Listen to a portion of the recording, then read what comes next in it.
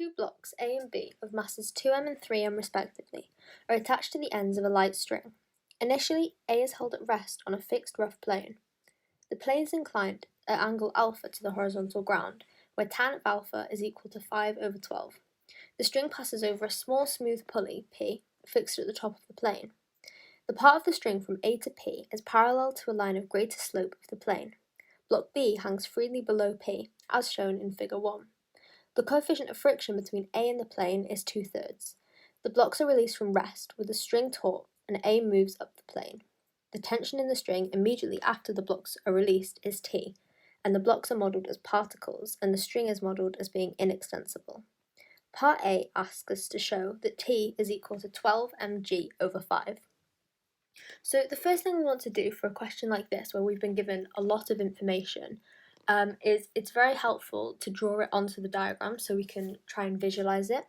So first of all, we're told that A and B have masses 2m and 3m respectively, and we can use this to find their weight because force is equal to mass times acceleration, and we can assume that the acceleration on these blocks is gravitational acceleration, which we can call g.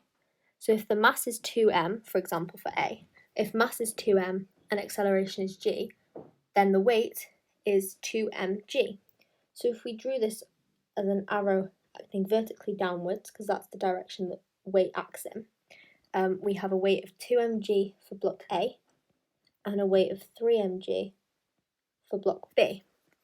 Now on block A, we can also add what is called a normal reaction force, which is the force that acts at 90 degrees to the plane, and we can call it R, reaction force, and that's just kind of an opposition to the weight. Now, we're also told that the coefficient of friction between A and the plane is 2/3, so we can say that the frictional force on A, if we just call it F for now, we can work out what that is later. And finally, we know that the tension in the string after the blocks are released is T, and tension acts in these directions, like acting towards P, and we can call both of these T. And we know the tension on either side of the pulley is equal because we're told right at the end that the string is modelled as being inextensible, and the main assumptions we can make from that is that the tension remains the same on either side of the pulley, and so does the acceleration, which is something that we'll need to know later on. So now we have all these forces marked on our diagram. The last thing we can do with annotating this diagram is we can actually take the components of the weight of A, this weight here, 2mg, because that makes it a lot easier when we want to resolve later on, as we'll need to resolve in this direction and this direction, and this weight does not act in either of these. So if we resolve it acting perpendicular to the plane, we know that weight acts still downwards, and resolving parallel to the plane, it must be acting this way, as that's kind of the direction the weight is pulling it in, if you like. So to resolve them, what we do is that we know this angle here is equal to alpha. So if this is alpha, then we can use trigonometry to find what the two sides are. So this one here, acting perpendicular to the plane, is adjacent to the angle alpha, and 2mg is the hypotenuse. So we can use the cosine rule to say that this is 2mg cos alpha. And we do the exact same thing for this component here to say that this is 2mg sine alpha. And now we have these, we can start to do some calculations. So the first thing we want to find is the reaction force that acts on A, so this one we've called R, up here. And the reason for that will become a little clearer later on, but essentially it will help us find T because we can use R to find our frictional force. So to find R, what we want to do is resolve in the direction of R, which is kind of upwards and to the left in this kind of direction. And if we resolve upwards, we know that the only force acting, so this is using the equation F equals ma to solve these. So in terms of forces, the force acting in this direction, there's only one of, and that is R. And the force acting opposite to this direction is this component of the weight here, which we have said is equal to 2 mg cos alpha. And now we know that because force is equal to mass times acceleration, this is our net force acting in this direction up, in the direction of R. And so if this is our force, we know that the mass of A is 2m. However, we know that the acceleration moving in this direction is 0 because the block is not moving upwards and to the left. And so we know that the acceleration is 0, and therefore m times A is 2m multiplied by 0, which is 0. So then if we add 2mg cos alpha to both sides, we know that the reaction force on A is equal to 2mg cos alpha. So now that we have this information, we can start to make what are called equations of motion for A and B, but R will help us with the equation of motion for A. So an equation of motion just means that we resolve in the direction that the block is moving, which for R is in this direction, kind of towards P, and B, it's downwards, vertically downwards. So if we start with A, and we say for A, and then as we're resolving in the direction that A is moving, and A is moving in this direction, we resolve this way, and then we go back to look at the diagram to see which forces act where. We know that the force, the only force acting in the direction of motion of A, is this one here, the tension force, which we've shown is acting that way with the arrow. And then there are two forces acting against this motion, the frictional force, which we've called F, and the component of weight here that we've called 2mg sine alpha. So again, using the equation F equals ma, we know that the force acting in this direction is T, and the forces acting opposite to this direction are F and 2mg sine alpha. And now this time, we can't say that it's equal to 0 because we're moving in the direction that of motion of A. So A does not have an acceleration of 0, but we do not know what this acceleration is. So if we just call it A, we know that the mass of A is 2m. So we have 2ma, mass times acceleration. Now what we want to do with this equation is try and simplify it a little bit, or as much as we possibly can. And the first way we can do this is by focusing on our F term, the frictional force that acts opposite to the motion of A. And the way that we can replace this with something else, to put it that way, is because we know that, and we're told in the question, that the coefficient between A and the plane is 2/3.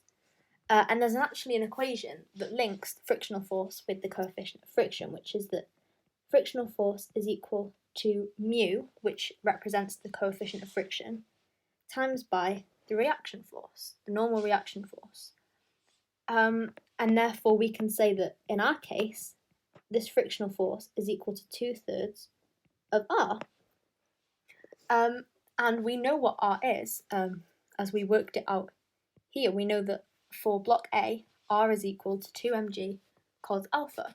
So we can actually say that T take away 2/3 of R, where R is 2mg cos alpha, take away 2mg sine alpha, is equal to 2ma. So we've gotten rid of a term now, the F, which should make it easier for us to solve. Now, we can go further with this, and the first way we can do this is using some more information we were given, which is that tan alpha is equal to 5/12. And what this means is if we were to draw out a right-angled triangle, where we can pick any angle to be alpha, so if we say this one, we know that tan alpha is 5/12, and since in general tan alpha is opposite over adjacent, we know that the opposite must be 5, and the adjacent 12, because then we'd get opposite over adjacent being equal to 5 over 12.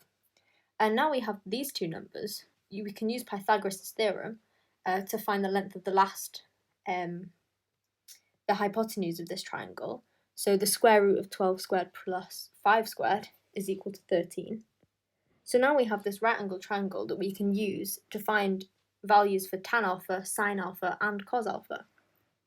So we know that tan alpha is 5/12, and we also know that since cos alpha is adjacent over hypotenuse, here we can see the adjacent is 12 and the hypotenuse 13, so it's equal to 12 over 13. And using the same method for sine alpha, opposite over hypotenuse, we have 5 over 13. And now we have values for all of these. We can use them to replace the cos alpha we have here and the sine alpha we have here. So if we do this and do a little bit of simplifying along with it, we have that t take away 2/3 of, and then 2mg multiplied by 12 over 13. So 24 over 13 mg, and then take away 2mg multiplied by 5 over 13, so 10 over 13 mg is equal still to 2ma. And then if we expand out this bracket here and actually do the calculation, we're left with t take away 2mg is equal to 2ma. So now we have this expression for the tension in A, along with an m and an a term, which is why we can't solve this. We can do the exact same thing for B. So if we go back and look at the block B, we know that B moves vertically downwards in this direction of this arrow here. And so the forces acting in that direction are just the weight, 3mg. And the force acting opposite to this direction, because there is only one, and that's the tension. So for F equals ma, when we resolve downwards, we know that 3mg, take away the tension, is equal to mass times acceleration, where mass is 3m, and acceleration is again a. And the reason, this is all for B, and the reason we know that we can call this acceleration a when we also call the acceleration for a, is because we're told in the question that the string is modelled as being inextensible. And what inextensible means, or the assumptions we can make from that, is that the acceleration on either side of the pulley is the same, or the acceleration on both sides of the string is the same. And therefore the acceleration for A and B is equal, and so we can denote both with this same A. So now, given that we have this equation for A and for B that all have the same kind of terms in them, an M, a T, and an A, same unknown terms, I should say, what we want to do is make a simultaneous equation out of these two and solve. And because in the question we want to show that T is equal to 12 mg over 5, we know that in our final answer we're going to need a T and an M, but you'll notice there's no A, which means we kind of want to cancel out these A's that we have. And so the way we can do that is substitute something in for A. So if we were to rearrange our equation for B a little bit, just by dividing everything by 3m, and then we're left with A is equal to 3mg take away T, all divided by 3m, and then we can substitute this in to the equation for A. So if we call this equation 1 and this equation 2, and we say that we want to substitute equation 2 into equation 1, then we end up with T take away 2mg is equal to 2m multiplied by A, and where we've replaced A with 3mg take away T divided by 3m. So now if we simplify the right hand side a little bit, we are left with 6m squared g minus 2mt, but because divided by 3m, but because we have an m in all of the terms on the numerator and the denominator, we can divide everything through by m, which simplifies then to 6mg take away 2t, and then this is all divided by 3. And now, if we times both sides by 3, we're left with 3t minus 6mg is equal to 6mg take away 2t. And so if we want to bring all the t's on one side and the everything else on another side, if we add 2t to both sides and then add 6mg to both sides, we get t's on the left-hand side. So we have 5t is equal to 12mg. And then if we divide both sides by 5, we're left with t equals 12mg over 5, which is the form that the question asks for us to give tension in. Now, this is quite a long question. It's worth 8 marks. So our first mark comes from finding the reaction force, so stating that R is equal to 2mg cos alpha. That's our first mark. And then we get a further mark for somewhere saying that the frictional force is equal to 2/3 of R. So we've done that many places, as we've implied it in this formula by substituting it in here, and we've also stated it up next to here. So if we get a mark for that, if we just put it around where we've done that, and then we get 2 marks for writing an equation for A, because we get a method mark just for trying to write an equation of motion for A, and then we get another mark for actually getting it correct and writing the right equation. So if we get 2 marks for doing all of this, and then we get another 2 marks for doing the exact same thing for B, so attempting to write an equation of motion at all, and then getting the correct one. So this is 2 marks also. And then our next mark comes from writing out our full workings to find an equation in terms of T, M and G only, which means it implies that they want us to substitute something in for A to get rid of A, which is what we've done all down here. So that's our last method mark over here. And finally, we get our last mark for just showing that T is equal to 12mg divided by 5, so ending up with that at the end of our workings, which we've done down here. After B reaches the ground, A continues to move up the plane until it comes to rest before reaching P. Part B asks, determine whether A will remain at rest, carefully justifying your answer. So we know that the 2 options of what A can do once it's reached P is it can either remain at rest, which is what we're told in the question, or it can move down the plane. And the reason it can't move up the plane is because we're told it reaches P. So if it's right up by P, it can't move any further, which means it has to come down the plane again.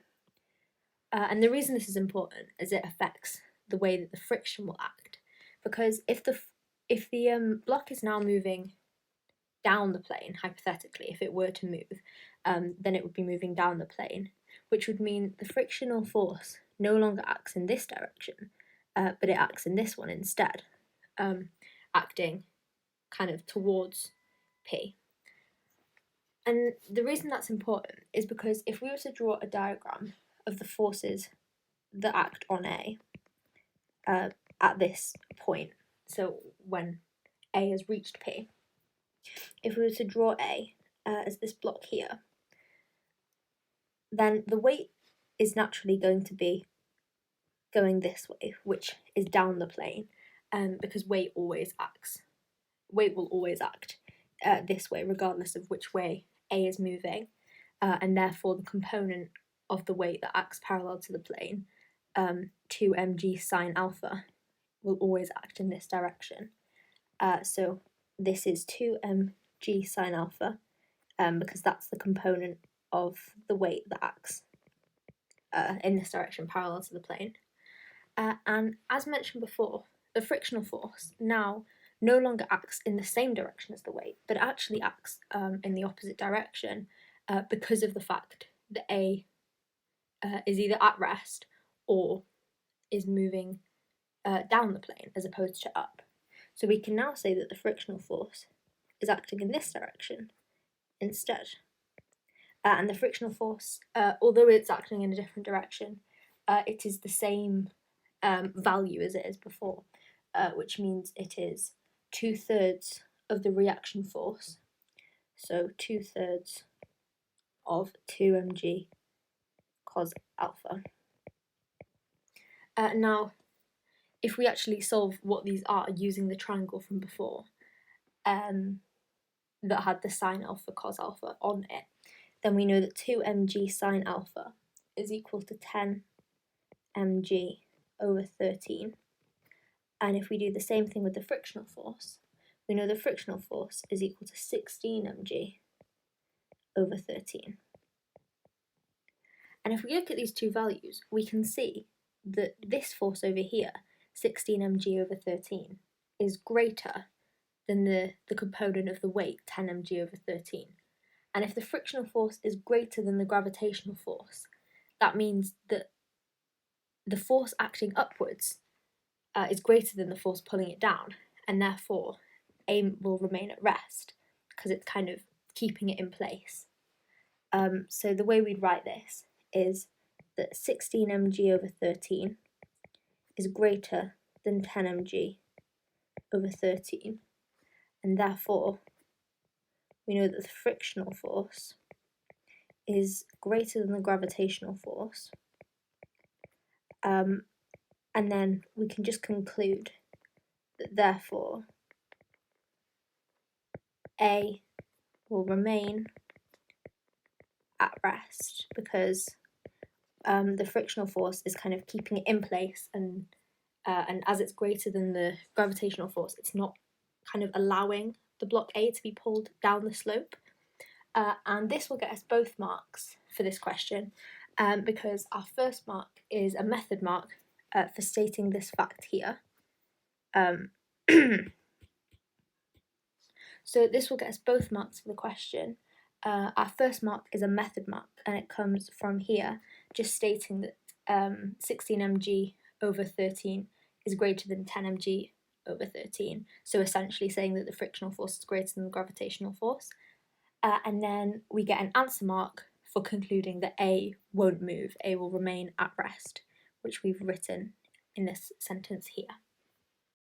So part C is now asking us to suggest 2 refinements to the model that would make it more realistic. So essentially, if this model was in real life, what were some assumptions we made that we couldn't make in reality? So one of these could be the fact that we were told to assume that this pulley, P, was smooth. Smooth meaning it has absolutely no friction. And the problem with this is no object can be completely smooth. Everything has at least some kind of friction, even if that's a tiny amount. Nothing is completely smooth, and that was just an assumption that we made that allowed us to carry out calculations a bit easier, because it's just one less thing to take into account.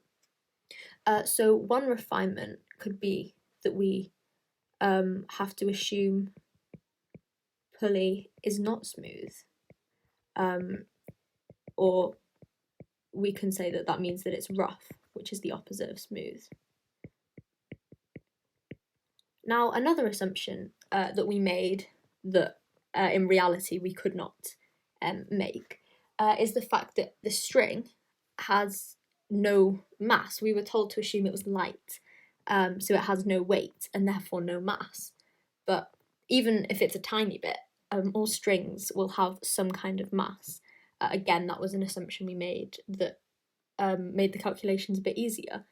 But in reality, we couldn't assume that this string was light, because that would mean no mass, which isn't very realistic. So we could say that we should also, to make it more realistic, we should assume that string isn't light and has mass.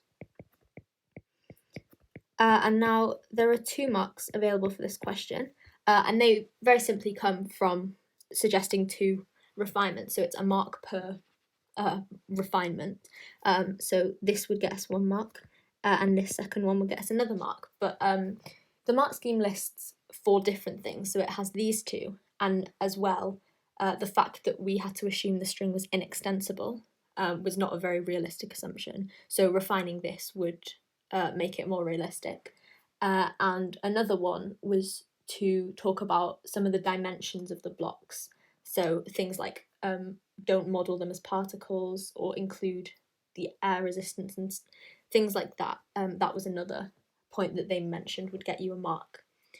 So there were a number of different things. It didn't have to be these two that you can put. These are just two examples that we could have had, but any of those ones I've just mentioned would get you 2 marks as long as you list 2 separate ones.